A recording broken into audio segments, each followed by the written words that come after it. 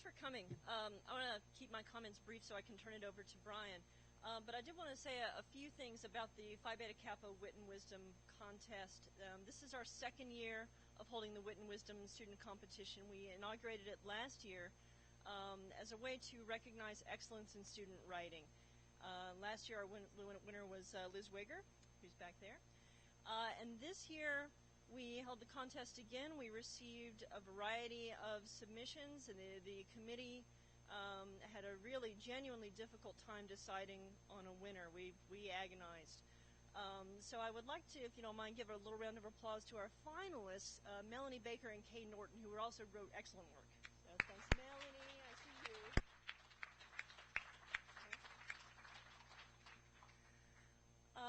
Bryan is going to dive into his poem in just a second, so I don't want to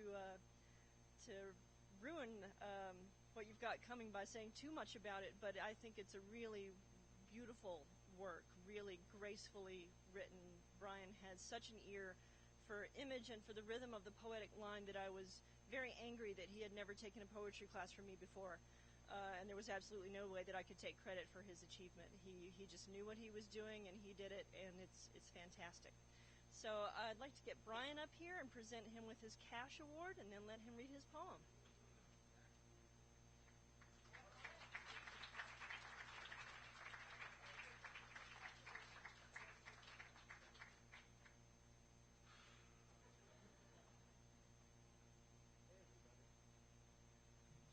Before I do anything else, I want to read a very short poem.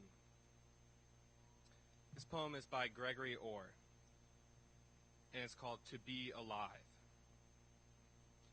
To be alive, not just the carcass, but the spark. It's crudely put, but if we're not supposed to dance, then why all this music? I think that is just such a beautiful poem. And now that Gregory Orr has done in 5 lines what I didn't do in 700, I'm going to attempt to rectify that. It was about 6 months ago in August, and I was about to embark on writing a long poem, and I needed to find a topic that was poetical and that was suitable for sustaining a long work. And I was looking at all kinds of aspects of my life, looking for something that was meaningful, and to think of some of the great long poems, just some of the most well-known, The Inferno, Paradise Lost, The Wasteland. So besides having, a really downer title, they all deal with some pretty heavy material. So I was looking for something in my own life to match that, which I will tell you is the wrong way to go about looking for a topic for a poem. This is August. So at the same time, twice a day, I was going up the road to Foster Lake. And when I was a freshman, I knew about Foster Lake. For 4 years, I knew about Foster Lake. I'd been there, I knew it was there, but sometimes it takes you far too long to realize what is right in front of you.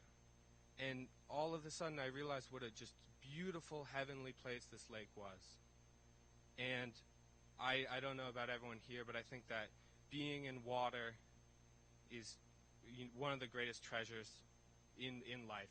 There's nothing like swimming. And very much in the same way that it took me far too long to see that Foster Lake was right in front of me, all of a sudden it became very clear to me that I was swimming in a topic for a long poem. Let me just relax for a second.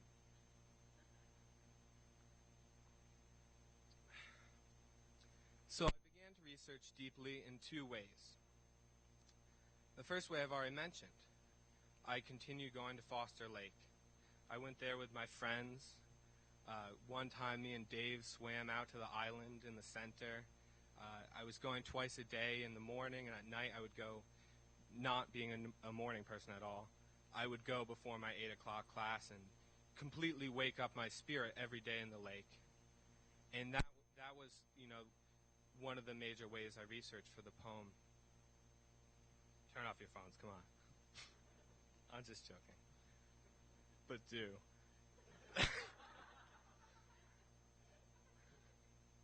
The second way that I researched for the poem begins with Lori McFadden, who I have to thank very much for giving me the first information that I had about the lake.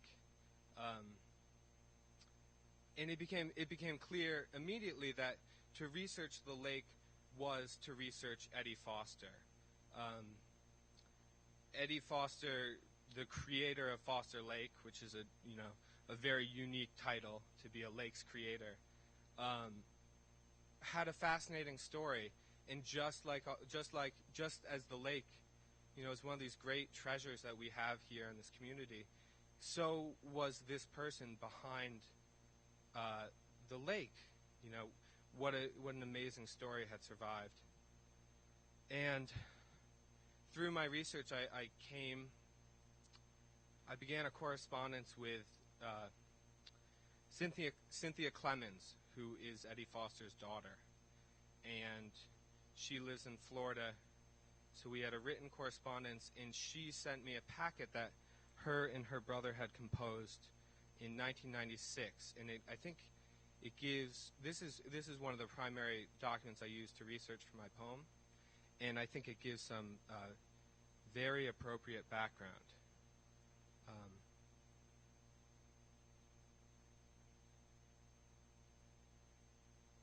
That's Foster Lake. Oh, these images are from Emrys Westacott, and then there's some that I took later.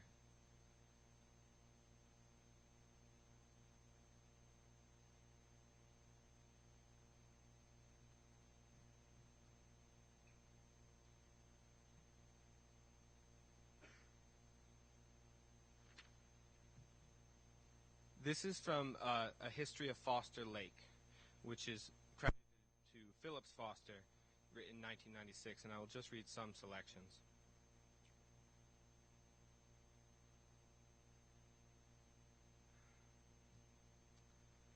Foster Lake is essentially the creation of one man, Eddie Foster. And because of his heavy involvement in the project, it is appropriate to tell something of Eddie's background. This background helped inspire the conception of this restful nature preserve. Eddie Foster was born in 1902, the son of a poor tenant farmer in Wheeler, New York. His entire life was centered on understanding, improving, and making use of land. His family worked hard enough on the tenant farm that they eventually bought it.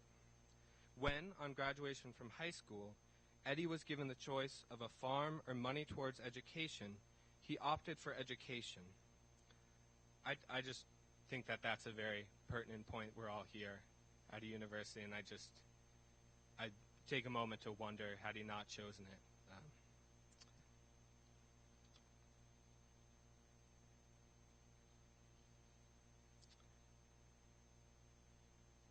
He attended Cornell. He finished Cornell in 1929, the year when the Great Depression started, and was fortunate to land a teaching job at the Agriculture and Technical Institute in Canton, New York. After working in Long Island for a spell, he came to Alfred in 1941. He had soon established the first course in forestry and the first course in conservation at the New York State Agriculture and Technical Institute at Alfred. In 1948, he demonstrated for his conservation class, as a demonstration for his conservation class, he built the first farm pond in Allegheny County. At the time, it was the largest body of water in the county and was immensely popular. The pond still exists on the north side of Walter Wells Road at the top of the hill a couple miles out of Alfred. The success of his first pond led Eddie to speculate about building a 15-acre pond on the site of what is now the 25-acre Foster Lake.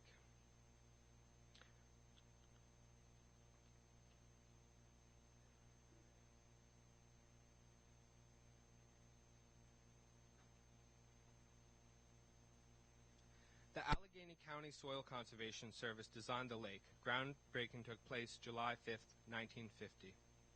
And this story is one that I tried to work into my poem several times, but actually proved to just be such a nice story on its own that I couldn't improve it at all. And I think as a person who loves language and words, it's the fact that stories like this survive that keep me constantly in love.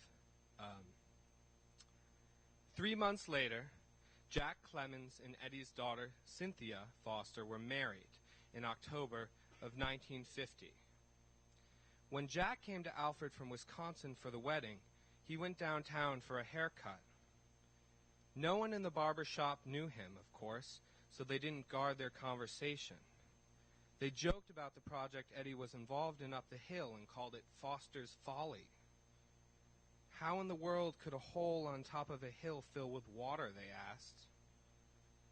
They might have been even more skeptical if they had known that the lake was so high that one end of it was to drain into the St. Lawrence River system, and the other end was to drain into the Mississippi River system. Eddie mortgaged practically everything he owned to raise the $4,000 he needed to build the lake. But when the bulldozer operator was making the first scrapes and asked Eddie how a lake on top of a hill at 2260 feet, really stumbled over that, 2,260 feet, yeah, not a numbers person, was going to fill with water when there was no stream to flow into it, Eddie was unflapped. God will take care of that, he is said to have replied.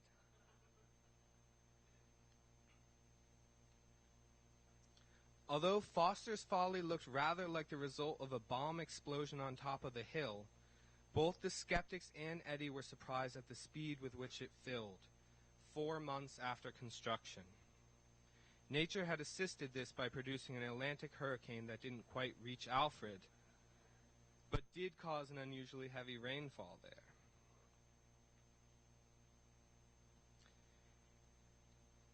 Eddie always loved the lake. From the time he conceived of the idea to the time of his slow death from cancer, he improved the roads, planted new trees, shrubs, and flowers, pruned foliage, gave nature walks, encouraged birders. It was his project. In fact, it was his magnum opus. So that is from the history.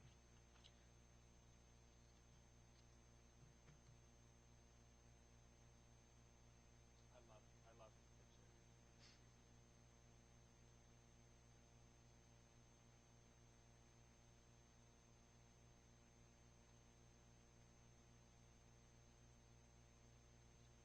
For the pictures to accompany the poem, I chose pictures that I have taken this winter, yesterday to be specific.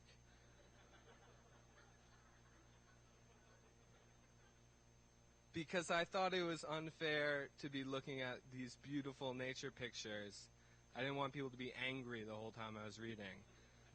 So, more appropriately, there's a lot more where that came from.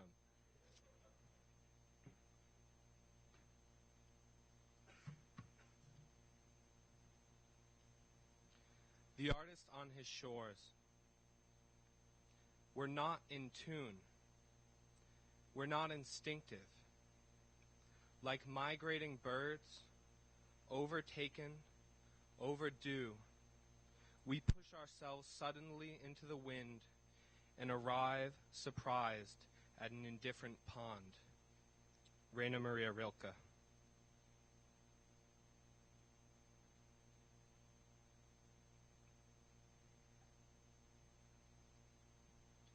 Barely have I couched before a desk when a voice interrupts my hand, saying, "You have not earned to disturb me." And I haven't. So, in my old Volvo, I drive 3 miles. The gas light's been on for weeks. And I coast down the dirt road, fall out the door of my car, stripped to boxers. I'm running before I touch land and leaping, stretched above the lake forever, before the surface shatters beneath me. In the water, I push my muscles beyond their known limits. The turn of a page, a forced smile. Because in a lake, the destination is to swim, I have nowhere to go, and I collapse onto my back, nothing floating in my field of vision but the tarp of the sky, billowing at the center. In my ears now is no voice but the loping of my swim-heavy breath. I think, if only history was water and not soil, if the pen were not a spade but a gasp. But it hasn't been that way, and the lake digger remains a picture on a page, a name on a rock. I could free you, I offer, or give you new life. But he doesn't answer, because he's already fine, fixed. I am floating in his life, his tomb. He is in the expansive dark below me, maybe alive, maybe laughing.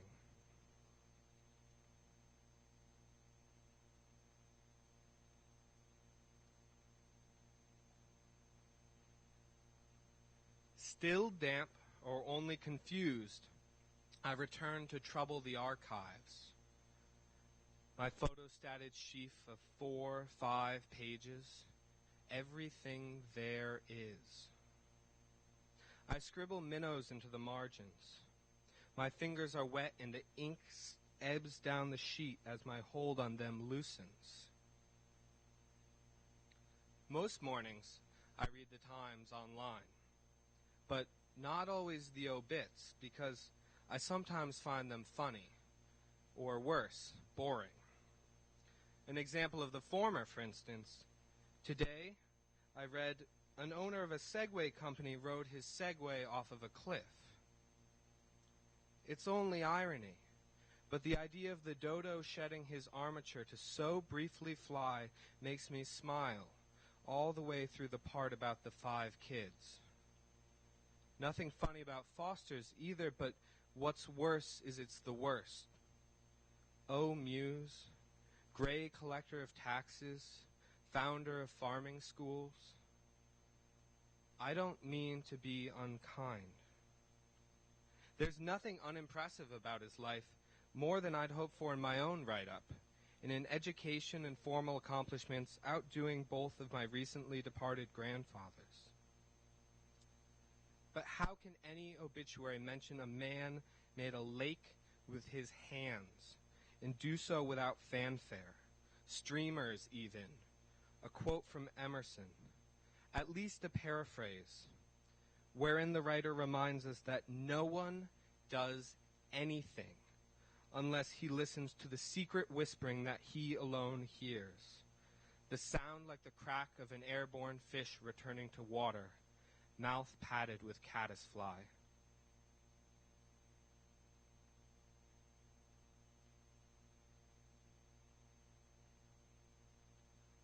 I want to believe in the blisters on his hands when I ring in my own the clay-rich land, turned and smelling beautifully like fresh decomposition.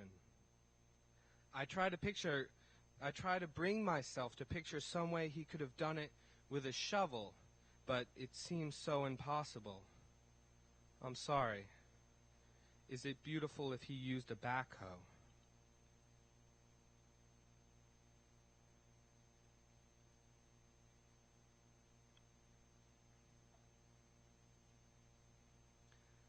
My friends express such envy of the way I can float in water, I assume they are being cruel. I so lack physical grace on land that I take the praise as sarcasm. This would be doubly savage because today we have come to Foster's for play and not meditation or contemplation or any of the other too sober ways that my poetry ruins a day on the lake.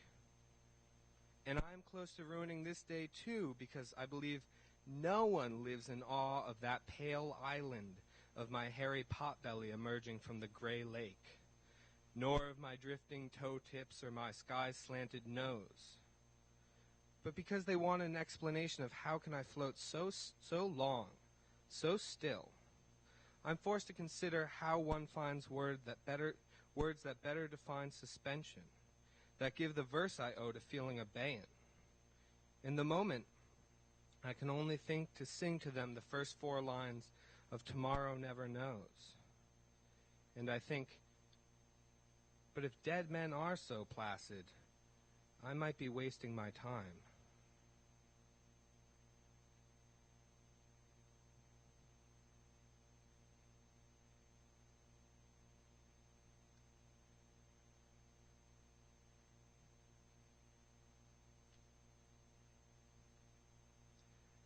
Hours before it needed to go to print, my father asked me to proofread my grandfather's memorial program because I am the family's writer. He had chosen to print the obit from that morning's paper on the inside cover. And because I was so grief-drunk I'd lost all my pens, I couldn't do one better. However, whoever writes obituaries for the Daly Hampshire Gazette needs to be reminded what is a proper noun and how to spell my father's name, Dennis, 1 N. I made minor suggestions, corrections, removed the typical newspaper opening about him being a union plumber, but I couldn't stand to write anything about how he might be loved or missed because I was sick of crying.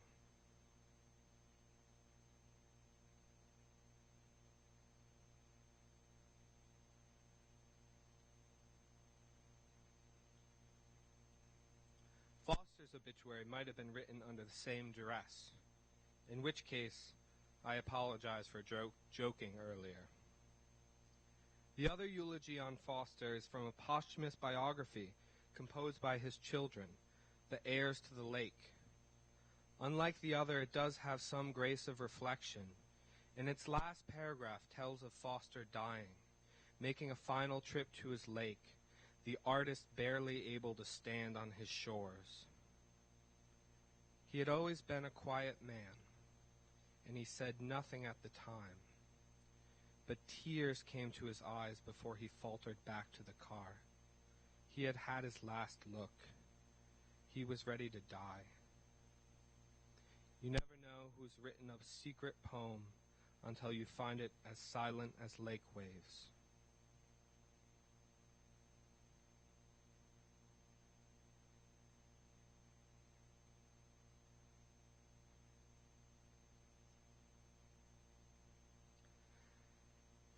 At some point, I had to run out of gas. Block-headed metaphor for my life, the dumb animal, my car, has begun hibernation. Sleepy from lack of use, preparing for the first snow, which looms. I don't have $10 for gas. I haven't paid my rent in 3 months, and my net worth is more negative than this poem is becoming. Still, in the worst way, I'm newly called, not by a secret whisper from the benthos, but I am in love with a dead man, which makes me do crazy things, like walking a few miles. My girlfriend used to say, "You hate walking." I would snap at her, deny it, lie. Telling the truth, I hate walking, is not only lazy, but implies a deadly case of mal de vivre. It takes me 90 minutes to walk 2 miles. My calf muscles sizzle, and I feel my side tear like a nice pulled pork. In a half mile, I am confident I know how Christ finally felt. The leather of my flip-flops is tanning my soles, blinding my focus from the effusive autumn. Meanwhile, the track team jogs by. I try. The changing autumn leaves are beautiful. Maybe like the dried palette of wheat field with crows, but more beautiful. more like changing autumn leaves, a poem undone by words.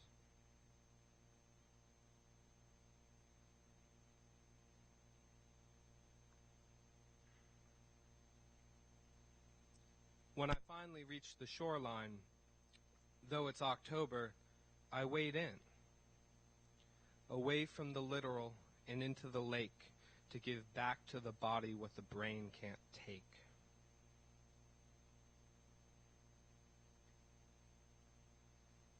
Before I'd read about it, I'd assumed that Foster's Lake was as deep as other lakes I'd known, like the Quabbin, the source of all potable water for Boston.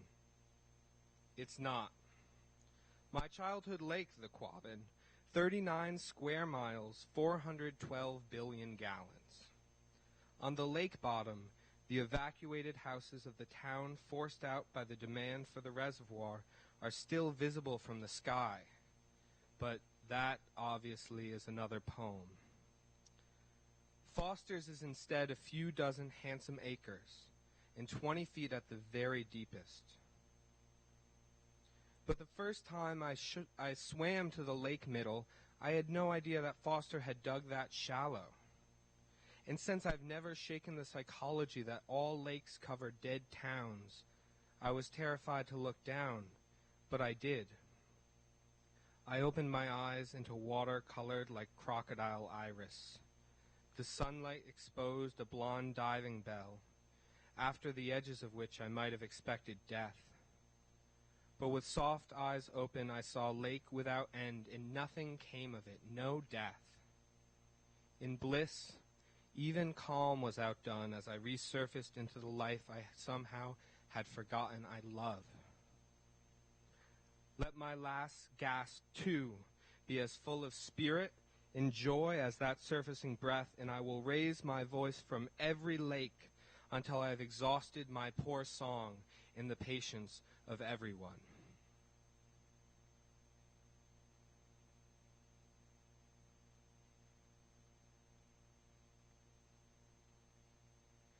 When you look down into that water, fear becomes calm so quickly that the feeling mimics what might happen sometime later in a hospital bed when a quickening heart monitor sounds like geese telling one another it's time to take flight.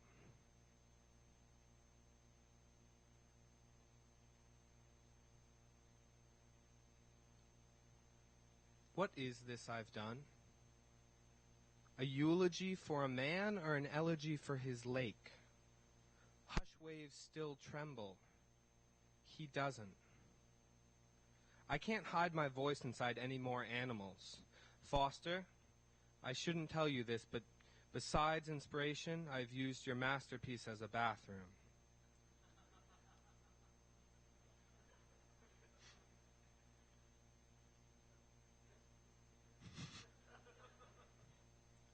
Now I'm confessing the wrong thing. I haven't visited your lake in weeks.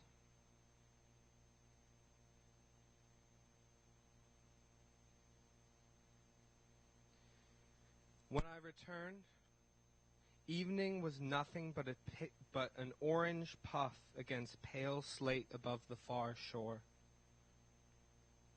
I wish you could see the sunset's reflection dance over the black caps that the wind has breathed into being. A moment ago, I startled a gaggle of Canada geese. I'll admit it. I did it because the way they were waiting around on the shore was too human, too sane. As I approached them, 20 geese shook off on a miniature flight before they alighted on the water. Oh, you should see the waves shiver under the dock's black belly. They landed over a patch of they landed over a bed of snails, an underwater patch I know exists because I tromped through it once, looking for a hollowed shell. But the birds hadn't landed for snails. They honked clumsily and fluttered their wings on their down, echoed a sound that reminded me of beating dust out of a rug. I disappoint myself that to explain the lake sound I can only supply a note more boring than the honest music. I'm too abashed to supply my replacement for the waves slapping the lake's north side, and won't embarrass myself in trying to voice the wind. What can I say? I found out that all that squawking was goose for let's go. That sound has no use for words. Before becoming that famous V, or paddling the water's skin with their feet, or flapping 40 wings on 20 bodies, the maddening babble of the geese roared. The floating birds became as light as I always dreamed to be, and vanished honking into the warmth of disappearing. Dumbfounded, I turned as light as the dark around me. Whether I am to be an architect of beauty or a poemless bum, I stood in a field of green goose shit, satisfied by a quiet tug, the awful mercy of the wind.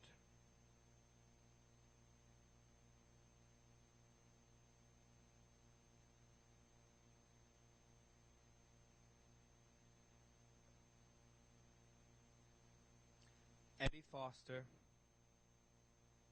I have tilled earth for words for you, and instead met clay, birdsong, a laugh, those arts that form your body.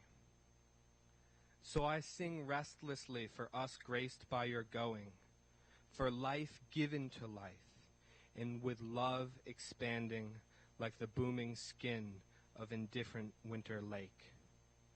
Thank you.